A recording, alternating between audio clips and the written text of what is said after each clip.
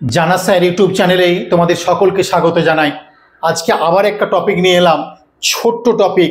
সেটা হচ্ছে পশ্চিমবঙ্গ মাদ্রাসা সার্ভিস কমিশনের উপর টেট যে পরীক্ষা হয়েছিল, দুটো টেট হয়েছিল। একটি প্রথম থেকে চতুর্থ শ্রেণী, যেটাকে আমরা প্রাইমারি টেট বলে পরিগণিত করেছি, আর একটা পঞ্চম থেকে অষ্টম শ্রেণী, যেটাকে আমরা আপার প্রাইমারি বলি। সেই টেট নিয়ে আমরা একটা নির্দেশিকা পেলাম। সেটা খুবই দুঃখজনক নির্দেশিকা আমার মনে হয়েছে, খুব ব্যথিত লেগেছে আমাকে। ছাত্রছাত্রীদেরও অনেক দেখছি হতাশা, ডিপ্রেশন লাগলো। কি না, এনসিটির গাইডলাইন অনুযায়ী প্রথম থেকে চতুর্থ এবং পঞ্চম থেকে অষ্টম দুটো যে টেট হয়েছিল, প্রাইমারি এবং আপার প্রাইমারি বা প্রাথমিক বা উচ্চ প্রাথমিকে, সেখানে কোনো নেগেটিভ মার্কিং গ্রাহ্য হবে না বা রাখা হলো না। আমি শুধু অবাক হয়ে যাই, মাদ্রাসা সার্ভিস কমিশনে যারা আধিকারিকগণ রয়েছেন, আমি তো কোনো রাজ্যের প্রায় 15-16খানা টেট রাজ্যের যে প্রশ্ন হয় সেই টেট প্রশ্ন ঘাঁটি, কোথাও আমি আজ পর্যন্ত এখনো ব্যক্তিগতভাবে দেখিনি যে প্যানেল দুর্নীতি, করাপ্টেড, অসঙ্গতিপূর্ণ সব পাচ্ছি আমরা, পেপারে দেখি সব কিছু পাই। কিন্তু এক নির্দেশিকা জারি করে পরীক্ষা নিয়ে রেজাল্ট বেরোনোর পর আর এক নির্দেশিকা জারি, এটা আমি কোথাও কোনোদিন দেখিনি। আমার শুধু বক্তব্য, যুবশক্তি নিয়ে এত ছেলেখেলা কেন? একটু যদি শ্যাম্পেতি যাকে বলে, বেদনার সহিত, আন্তরিকতার সহিত একটু দেখা হয়, খুব ভালো হয়। যে আপনারা কোথাও নির্দেশিকা জারি করার পর সেই নির্দেশিকার ভিত্তিতে রেজাল্ট বের করে দেওয়া হলো, এখনো বা লাগবে না। অনেক তো প্রশ্ন চলে আসবে, তাহলে যারা ফেল করেছিল তাহলে নেগেটিভ মার্কিং তুলে দেওয়ার পুনরায় আবার চেক আউট করতে হবে। তাহলে এখন যদি ছাত্রছাত্রীরা বলে আরবিক পেপারে তোলা হলো, অন্যগুলোতে তোলা হলো না কেন?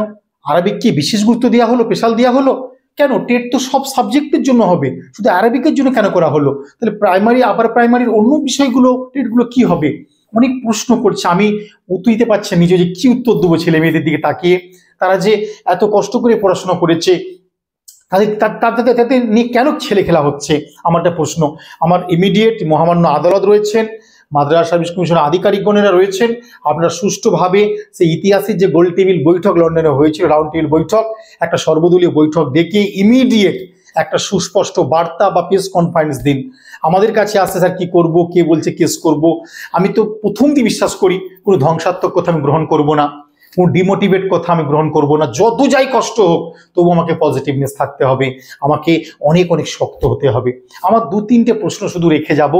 আমরা 2002 সালে যে 86 অ্যামেন্ডমেন্টে দেখলাম যে 21-এর এ ধারা যোগ করে সেখানে বাধ্যতামূলক অবৈতনিক শিক্ষার কথা বলা হচ্ছে। তৎকালীন প্রধানমন্ত্রী ছিলেন এখন প্রয়াত অটল বিহারী বাজপেয়ীজি, যার জন্মদিন 25 সেপ্টেম্বর গুড গভর্নেন্স ডে পালিত হলো বা সুশাসন দিবস। সেই সুশাসন দিবসে আমার তো একটাই বার্তা, যে ছাত্রদের একটা সুকিছু করা হোক, ভালো কিছু করা হোক, এই বার্তাটা রইল। তাহলে এখন আমাকে দুটো প্রশ্ন জর্জরিত করলো। এক, যারা বললো প্রাইমারিতে স্যার আমি নেগেটিভের ভয়ে আমি যেগুলো পেরেছি সেগুলোই করেছি, তাতে কিছু নেগেটিভকে আমার হলোই না টেটটা। তাহলে যদি সে ধরলাম 150-র মধ্যে আমি ধরে নিলাম, বা 100-র মধ্যে আমি ধরলাম সহজ করে বোঝানোর জন্য 60-এ পাস, বা 150-র মধ্যে 90-এ পাস আমি ধরে নিলাম। এখন সে কোনো ক্যান্ডিডেট 96টি করেছিল, 8টা ভুল হয়ে যাওয়ার ফলে তার 90 জেনারেল কাস্ট টেটটা হলো না। সে কিন্তু যদি 150খানায় টাচ করে আসতো, তার হয়তো কনফিউজিং প্রশ্নগুলো, কাছাকাছি উত্তর হবে এমন প্রশ্নগুলো 30টার মধ্যে সে করেনি, দেখা গেল তার 22খানা কারেক্ট হতো। তার নেগেটিভ তো না থাকলে ওই নাম্বারটা তো পেতোই, প্লাস সবটাই সে পেয়ে গিয়ে টেস্ট পাস করে যেত। তাহলে তো এখনো তো অসংখ্য ছেলে মেয়ে পাস করতো, তাদেরকে কেন বঞ্চিত করা হলো প্রাইমারি, আপার প্রাইমারি ক্ষেত্রে? তাহলে যারা ছেড়ে এসেছিল তারা কি ভুল করেছে? যারা তাহলে সব করে এলো, নেগেটিভ থাক নাই থাক, পরে কোথায় মাদ্রাসা কমিশন তুলে দিবে এইভাবে যদি সব করে চলে আসতো, বা যারা এসেছে তারা তো বেনিফিট পেয়ে গেল। তাহলে মনে হয় কোথাও সদিচ্ছা দেখানো হচ্ছে না। সেই 3টে প্রশ্ন, দুর্নীতি বোধহয় সত্যিকারের জেনে শুনেই করা হচ্ছে, কোর্ট কেস হোক, স্টে অর্ডার হোক, আমরা রেকমেন্ড করব না। কিন্তু আমার ইউনিসেফ থেকে রিপোর্ট আসছে, চারিদিক থেকে রিপোর্ট, শিক্ষা ডিপার্টমেন্টে লক্ষাধিকের উপর সিট ভ্যাকেন্সি পড়ে রয়েছে, সেইগুলো রিকমেন্ড করে আজকে আমরা দেখছি মাধ্যমিকের ছাত্র সংখ্যা কমে যাচ্ছে, উচ্চ মাধ্যমিক কমে যাচ্ছে। পশ্চিমবঙ্গের সর্বত্র কি স্কুল, কি মাদ্রাসা, প্রাইমারি স্কুলে ছাত্র সংখ্যা 10% চলে এসছে, শতকরা 90% আজকে নেই। শিক্ষকদের প্রশিক্ষণ বা পড়ানোর পরিবর্তে বলা হচ্ছে বাড়ি বাড়ি ভিজিট করে বুঝিয়ে স্কুলে নিয়ে এসো। এই যে এত রকমের যাচ্ছে, এগুলোকে একটু ভাবা উচিত। তাহলে কি সে আম্বেদকরের কথাই সঠিক হলো, ওরা আমাকে সব দেবে, তোমাদের দেবে না শুধু শিক্ষা? কেন আমরা যে যোগ্য মহাবিদ্যালয় বিশ্ববিদ্যালয় পাস করেছি, ডিএলএড বিএড যারা করেছে, তাদের প্রতি কেন এত অবিচার হচ্ছে? আমার দুটো প্রশ্ন, আপনার অবিচার থেকে বিচারে ফিরে আসুন, অসঙ্গতির পরিবর্তে ন্যায় বিচার বা জাস্টিস দিন, সাম্যের অধিকার সকলকে সমান চোখে দেখুন, অ্যারাবিককে যদি দেখেন আরবিকের পরিবর্তে অন্যগুলোকেও দেখুন। এবং এরপরও আমার প্রথম বার্তা থাকবে, শেষ বার্তা থাকবে, এরপরে যত টিচার রিকমেন্ড হবে, যে নির্দেশিকা জারি হবে সেই নির্দেশিকা রিকমেন্ড পর্যন্ত প্রসেসিং প্রথম থেকে শেষ পর্যন্ত অক্ষরে অক্ষরে পালিত হোক। এ তো মাদ্রাসা মিশন কমিশন কোর্ট কেসে তো জর্জরিত হয়ে পড়বে, হাইকোর্টে গিয়ে কি জবাবদিহি করবে। আমরা আপার প্রাইমারি দেখছি 9 বছর আজকে রানিং হতে চলেছে, একটা প্রসেসিং 9 বছর। ভারতবর্ষের কোন রাজ্যে শিক্ষা জগতে 9 বছর একটা প্যানেল তৈরি করতে শেষ করতে লেগেছে? এবং এই নির্দেশিকার পরে স্যার মাদ্রাসা একের পর এক ভুল করে যাচ্ছে, আমরা কিছু করুন, আপনারা কিছু করুন। আমরা কি করব? আমরা একটু বার্তা, সৎ কথাগুলো, 2-4টে গঠনমূলক কথা বলতে পারবো, কিন্তু ছাত্ররা কোর্ট কেস করতে গেলে অনেক টাকা পয়সা লাগছে। গ্রামের প্রান্তিক যারা খেটে খা পরিবার থেকে বসবাস করে তারা কিভাবে অর্থ জোগাড় করে কোর্ট কেসে যাবে? সেই কেসে একটার পর স্টেপ হলো, আবার একটা হিয়ারিং পড়লো, তারা জোগান দিতে পারছে না। ছেলে মেয়েগুলোকে যেন পুরো মেরে ফেলা হচ্ছে। এবং দীর্ঘদিন পরে যে পরীক্ষার যে সিটটুকু ছিল তার থেকে তো অনেক বেশি সিট সংখ্যা ছিল। আমার মনে হয় কোথাও যেন একটা সরকারকে সদিচ্ছা দেখাতে এগিয়ে আসতে হবে এবং মাদ্রাসা বোর্ডকে এগিয়ে আসতে হবে। আগামী দিনে নতুন মাদ্রাসা যদি রিকমেন্ড করে তার এই ভুল ত্রুটিগুলো তারা শুধরে নেবে, এই আশাটুকু রাখবো। ইতিহাসের স্রোতের বিরুদ্ধে স্রোত, সাঁতার কাটতে গিয়ে মেটার্নিক ধ্বংস হয়েছিল। ইতিহাস থেকে শিক্ষা যদি কেউ নিতে না পারে বা না নেয় তার কিন্তু ভালো কোনোদিন হয়নি। ইতিহাস বিষয় কিন্তু পড়লে হবে না, ইতিহাস থেকে শিক্ষা নিতে হয়।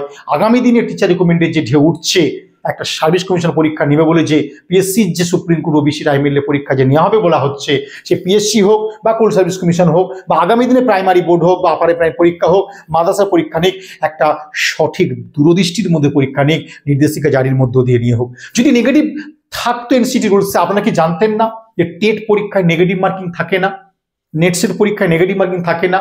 এইগুলো যেন অবশ্যই কিন্তু করা হয়। তো আমার কাছে বিনীত আবেদন, আজকে বক্তব্য আমি দীর্ঘায়িত করছি না, আমি বোর্ডে তুলে দিই তোমাদেরকে যে টপিকটা কি দিয়েছি না, পশ্চিমবঙ্গ মাদ্রাসা সার্ভিস কমিশন। এটা আমি বহুদিন 2টো ভিডিও করেছি, ভিডিওতে বার্তা দিয়েছি। সেই সার্ভিস কমিশনের বিষয় আজকে হচ্ছে টেট। কেন টেট কথা বললাম? যে সেই টেটে অনিয়ম কি দেখা দিল। সবাই তো বলছে স্যার দুর্নীতি, টাকা পয়সা দিয়ে হচ্ছে, এগুলো কেন শুনতে হবে? কি সেই দুর্নীতি? না নেগেটিভ মার্কিং বলে পরীক্ষা নেওয়া হলো, এখন বলছে নেগেটিভ মার্কিং থাকবে না। কে বলছে? একটা চায়ের দোকানে কোনো মানুষ বলতো, একটা সাধারণ কোনো রিক্সা স্ট্যান্ডে মারপিট ঝগড়া, সেখানে কোনো কথাটা উঠতো আলাদা ব্যাপার। একদম মাদ্রাসা সার্ভিস কমিশনের ওয়েবসাইটে পুরো লিখিত আকারে দিয়েছে। তো সেখানে তারা একটু ভাবলো না, তারা একটু নির্দেশিকা প্রেস কনফারেন্স করে বলুক বা একটা লিখিত করে ওয়েবসাইটে লোড করুক, সবার জন্য আমরা ভাবছি, সঠিকভাবে ভাবছি, আমাদের ভুল টুলিগুলো শুধরে নিয়ে আমরা সঠিকভাবে রিকমেন্ড করবো, কারো কোনো চিন্তা নেই। তো এইগুলো একটু যদি বার্তা দেয়, অন্তত ছাত্রছাত্রীগুলো রাত্রেবেলা শান্তিতে একটু ঘুমাতে পারে, সকালবেলা সূর্য যখন উঠছে তারা যেন ভাবে আজকের দিনে সত্যি যেন ভালো যায়। এই যে আশাটুকু নিয়ে তারা যেন বাঁচতে পারে, তাদের পাশে থাকুন। তারা দিনের পর দিন যে ভেঙে পড়ছে, মানসিকভাবে তারা যা অসুস্থ হয়ে পড়ছে, এর পাশে আপনারা দাঁড়ান, এইটুকু আমি বা আমরা শিক্ষক মণ্ডলীরা একটু পাশে থাকার চেষ্টা করছি। আপনারা সমবেতভাবে একটু সরকারকে বার্তা দিন, আশা করি মাদ্রাসা বোর্ড কিছু একটা ভাববে। এবং প্রথম থেকে চতুর্থ নেগেটিভ মার্কিং থাকছে না টেট পরীক্ষা যে হয়েছিল অ্যারাবিক সাবজেক্টের ক্ষেত্রে, এবং পঞ্চম থেকে অষ্টম শ্রেণীতেও কোনো নেগেটিভ মার্কিং থাকছে না। এই যে নির্দেশিকা, এটা কেন জারি করে পরীক্ষা নেওয়া হলো না? পরীক্ষা নেওয়া হলো, উত্তর বের করার পরে কেন বলা হলো? তাহলে আমার একটাই প্রশ্ন, যে 86 পেয়ে ফেল করলো সে তো আরো নাম্বার পেয়ে পাস করতে পারত। যে ছেলেটি 81 পেয়ে SC candidate OBC candidate fail করে গেল, সে তো আরো 9টা পেয়ে পাস করে যেতে পারত। তাই এই জায়গাগুলোর জবাবদিহি কে করবে? এনসিটির গাইডলাইন ছাড়া টিচার রিকমেন্ড করা যায়নি। কোথায় গাইডলাইনে বলা আছে যে নেগেটিভ মার্কিং দিয়ে পরীক্ষা নেওয়া হবে, রেজাল্ট বেরোনোর পরে নেগেটিভ মার্কিং চালু হবে? তাই এই দ্বিধাবিভক্ত কথাগুলোকে একটা গঠনমূলক পর্যায়ে আনা হোক, নাহলে কিন্তু খুব ক্ষতি হতে পারে। আমরা দেখেছিলাম যে ভারত পাকিস্তানের সীমারেখা তৈরি করেছিল স্যার সিরিল র্যাডক্লিফ, তিনি ভারত পাকিস্তানের ভূখণ্ড জানতেই না। সে অনভিজ্ঞ লোককে দিয়ে করা হয়েছিল বলে আজও ভারত পাকিস্তানের সীমারেখা নিয়ে আমাদের মনে সবসময় দগ্ধ দেয়, বেদনা দেয়। আর এই অনভিজ্ঞ লোকে যে কাজ করে থাকেন তার জবাবদিহি কিন্তু আগামী দিনে করতেই হবে। তো ইতিহাস থেকে শিক্ষা নিয়ে এক সদুত্তর বার্তা আসবে, এই আশায় রইল। 2025 সালে নতুন কিছু বার্তা আমরা পাবো, এই আশায় থাকছে। আশা করি 30 তারিখে যে হিয়ারিং আছে কলকাতা হাইকোর্টে। আশা করব আমরা সুষ্ঠু একটা পরিবেশে সুষ্ঠু একটা বার্তা পাবো। আজকে এই পর্যন্তই রইল। তো যারা টেট পরীক্ষার্থী পাশ করেছো বা আগামী দিনে যারা পাশ করবে বা সরকারি সদিচ্ছার ভিত্তিতে যারা রিকমেন্ড পাবে বা রিকমেন্ড হবে, তাদেরকে আমার আগাম শুভেচ্ছা রইল। ভালো থাকবে সবাই, প্রত্যেককে আবার আমি নেক্সট ভিডিও নিয়ে আসবো এবং আপডেট দিতে থাকবো। বাই।